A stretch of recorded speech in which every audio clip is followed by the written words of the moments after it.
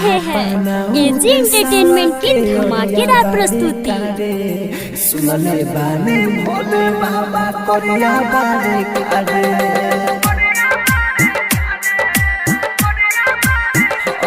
अपना उदेशवा के अरिया बारे कारे सुनले बानी भोले बाबा करिया बारे कारे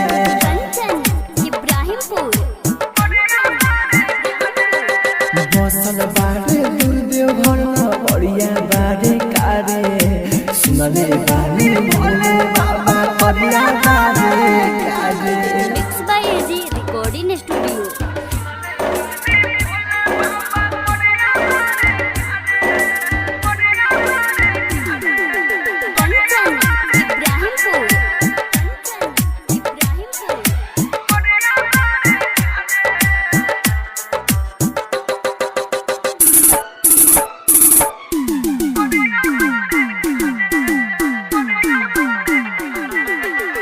गंगा जी के जल रखले बारे अपना बाल में लागले भयानक बड़ी बाबा महाकाल में।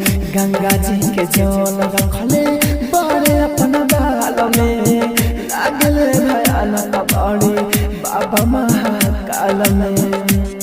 नाचिल छम छम बोला हरा बम नाचिल छम छम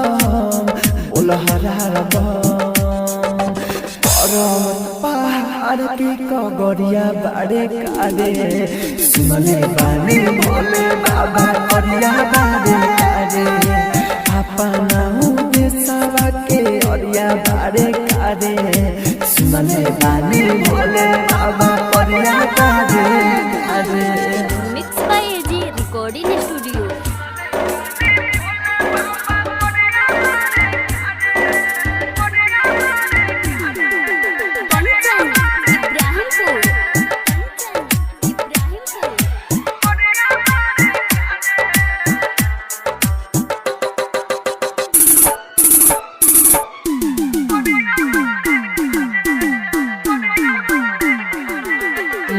मनवा में हमारो आजे आइल चारबा देव घर घुमाती कैसन बारबा मनवा में हमारो आजे आइल चारबा देव घर घुमाती कैसन बारबा सुनले बनना हवे बाबा के धाम सुनले बनना बाबा के धाम राहुल गुडू गोलटन तई अरिया बाड़े कारे सुनले बानी भोले बाबा करिया बारे कारे।